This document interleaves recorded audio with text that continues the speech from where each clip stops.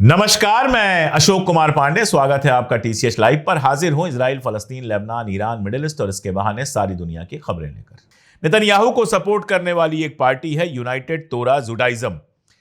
United तोरा Judaism जो है वो ऑर्थोडॉक्स ज्यूज की पार्टी है और ऑर्थोडॉक्स ज्यूज को सेना में ना भर्ती किया जाए ये वो चाहती है। अभी तक सेना में भर्ती हो भी नहीं रही थी इन लोगों की, लेकिन अब जब सेना में सैनिकों की कमी पड़ने लगी है, बाहर से सैनिक बुलाए गए हैं, रिजर्व जो हैं वो जाकर लड़ने के लिए तैयार नहीं हो रहे हैं, तो लगातार सरकार कोशिश कर रही है वहां की कि जो ऑर्थोडॉक्स ज्यूज हैं, जो धर्म और पूजा पाठ में लगे रहते हैं, उनको भी कंपल्सरी तौर पर आर्मी में भर्ती कराया जाए। आप जानते हैं वहां के मर्दों और औरतों दोनों को कंपल्सरी तौर पर आर्मी में भर्ती होना होता है। जो महिलाएं भर्ती होती हैं उनको 2 साल तक सर्विस देनी होती है, मर्दों को उससे ज्यादा सर्विस देनी होती है। उसके लिए जो कानून आ रहा है उसकी मुखालिफत करते हुए यूनाइटेड तोरा जुडाइज्म उससे बाहर हो गया है, सरकार को समर्थन देना बंद कर दिया है और इजरायली अखबार कह रहे हैं कि नेतन्याहू बहुत टाइट रोप पर हैं। मतलब तनी हुई रस्सी पर चल रहे हैं, जरा सा कदम इधर उधर हुआ तो नीचे सरकार गिर जाएगी। कारण क्या है? कारण यह है कि इस बार सीज फायर को लेकर अमेरिका लगातार दबाव बना रहा है। मैंने आपको बताया था कि अपने कॉरिडोर में, जो कॉरिडोर इन्होंने गजा के बीचों बीच में बनाया है, उस कॉरिडोर में और फिलाडेल्फिया कॉरिडोर से सैनिक अपने हटाने को ये तैयार नहीं थे। हर बार यही हुआ कि जब भी सीज फायर आसपास दिखाई देने लगा, तुरंत नेतन्याहू ने कुछ ऐसी शर्तें रख दी, कुछ ऐसी बातें कर दी कि सीज फायर खत्म हो गया। आपने देखा था कि कैसे अमेरिका के एक अखबार ने बाकायदा यह खबर छापी थी कि हर बार जब भी सीज फायर के करीब चीजें पहुंचती हैं, जब भी लगता है कि अब जंग खत्म हो सकती है, तो नेतन्याहू उसमें कोई ना कोई पेच फंसा देता है। इस बार भी उसने यही पेच फंसाने की कोशिश की थी। लेकिन अगर बराक डेविड की बात माने और दूसरे अखबारों की बात माने, यहां तक कि इजराइल के अखबारों की बात माने, तो इस बार बजिद है ट्रंप की किसी भी तरह से उसको सीज फायर करवाना है। आखिर उसको नोबेल प्राइज चाहिए। अब इस सीज फायर के लिए जरूरी है कि नेतन्याहू अपनी शर्तें वापस ले और खबर यह आ रही है कि तीसरा मैप उसने भेजा है। यानी सबसे पहले बहुत ज्यादा एरिया पे जिद थी कि 7 किलोमीटर के पूरे कॉरिडोर में आर्मी रहेगी, फिर उसको घटा के 5 किलोमीटर किया गया और अब वो कह रहा है कि ठीक है, सिर्फ 2 से 3 किलोमीटर की एरिया में आर्मी रहेगी। ये तीसरा मैप वहां पर भेजा गया है।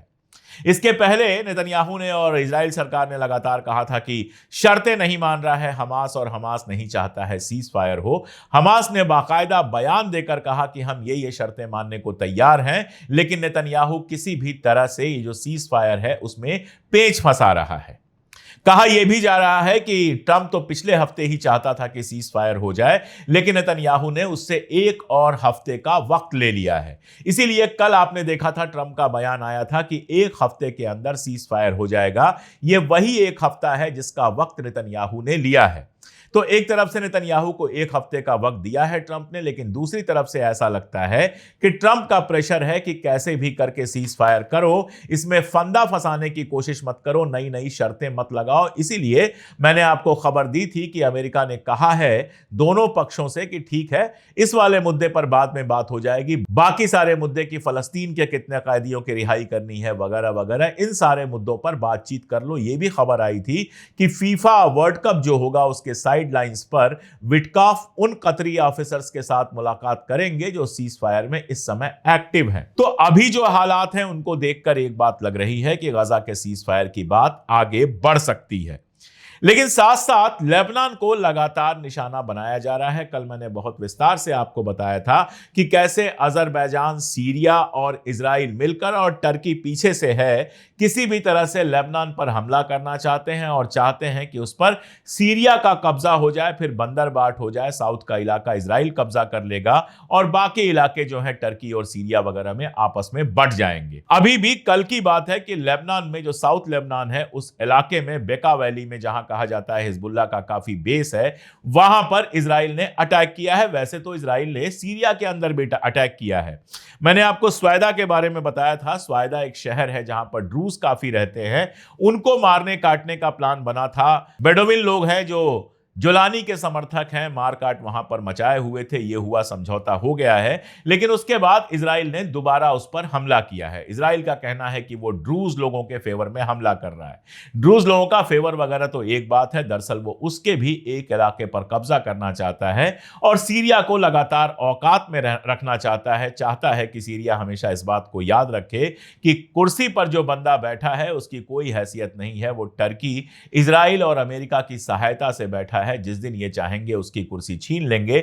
यही तो वजह है कि खुद मुख्तार मुल्क के अंदर जब चाहता है इजराइल घुसकर हमला करता है और सीरिया पलटकर कुछ नहीं करता, चुपचाप रहता है। ईरान के ऊपर हमला होता है, उस पर भी सीरिया का एक बयान तक नहीं आता। उधर ईरान का आप देखें तो लगातार ईरान से खबरें आ रही हैं। एक खबर तो यह है कि एससीओ की समिट चल रही है, उसमें ईरान के जो विदेश मंत्री हैं अरगाची, वो गए हुए हैं। वहां हिंदुस्तान के भी विदेश मंत्री हैं, चाइना और रशिया के भी विदेश मंत्री हैं। दरअसल ये शंघाई कोऑपरेशन ऑर्गेनाइजेशन जो है वो लगातार बड़ा होता जा रहा है और अमेरिका के लिए एक सरदर्द बन रहा है। अगर कोई दुनिया को गौर से देखे तो वेस्ट और ईस्ट की लड़ाई जो चल रही है उसमें ईस्ट की ताकत लगातार बढ़ती जा रही है और ऐसी ही एक ताकत है एससीओ। तो अरगाची वहां पर गए हुए हैं। लावरोव से जो रशिया के विदेश मंत्री हैं उनसे उनकी मुलाकात हुई है।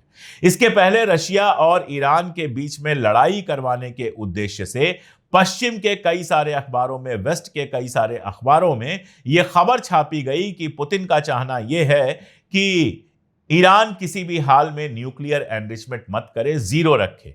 जबकि हम जानते हैं कि पहले भी कई बार पुतिन और दूसरे रशियन जो रिप्रेजेंटेटिव्स हैं वो ये बयान दे चुके हैं कि हमें ईरान के शांतिपूर्ण न्यूक्लियर प्रोग्राम से कोई दिक्कत नहीं है। जिस समय जंग चल रही थी, पुतिन का एक बयान आया था कि हम तो ईरान की मदद करना चाहते थे, लेकिन ईरान ने कहा कि फिलहाल आपकी मदद की जरूरत नहीं है, हमारे पास जो हथियार हैं उससे ही हम ठीक ठाक लड़ाई लड़ लेंगे।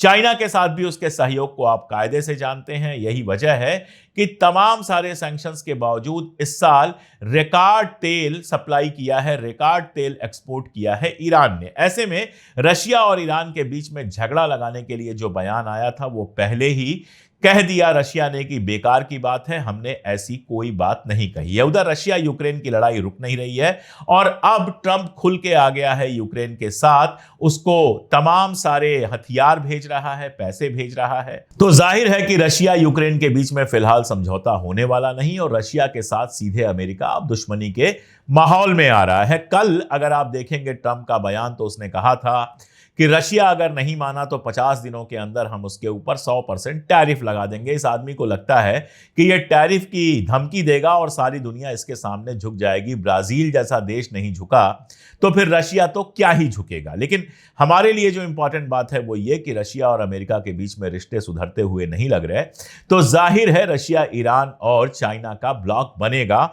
और एससीओ इसके लिए बड़ा फ्रंट हो सकता है। यही कारण है कि लगातार ईरान ये बात कह रहा है कि हमारे न्यूक्लियर ऑप्शंस खुले हैं। पेजेश्कियन कह रहे हैं कि हमारे न्यूक्लियर ऑप्शंस खुले हैं, लेकिन साथ में ये भी कह रहे हैं कि इसके पहले अमेरिका को हमें भरोसा दिलाना पड़ेगा।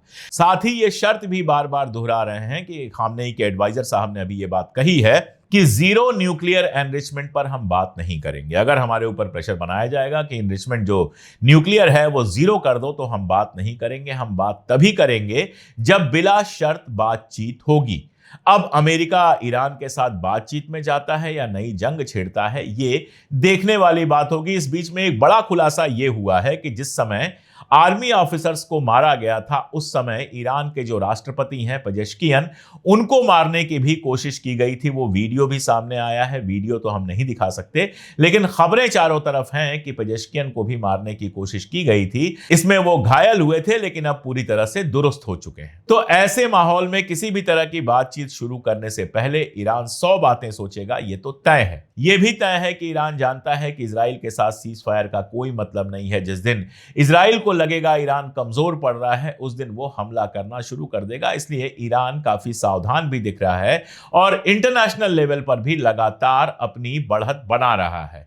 हिंदुस्तान के संदर्भ में आप देखें, कई सारे अकाउंट्स ऐसे थे जो बने तो ईरान के नाम से थे, लेकिन वो कश्मीर के मुद्दे पर और बाकी मुद्दे पर ऐसा स्टैंड ले रहे थे जो पाकिस्तान का स्टैंड है। ईरान की जो एम्बेसी है उसने क्लियर किया कि ये सारे अकाउंट पाकिस्तान से बने हैं और ये हिंदुस्तान के साथ हमारे रिश्ते खराब करना चाहते हैं। यानी जाहिर सी बात है कि ईरान ऐसे मौके पर हिंदुस्तान को भी अपना दुश्मन नहीं बनाना चाहता, हिंदुस्तान के साथ भी अपना रिश्ता बना के वो रख रहा है और बाकी मुल्कों के साथ वो रिश्ता बना रहा है। लेकिन जो इंपॉर्टेंट मुल्क है उसके लिए वो है रशिया और चाइना, जिनके साथ वो लगातार टच में है।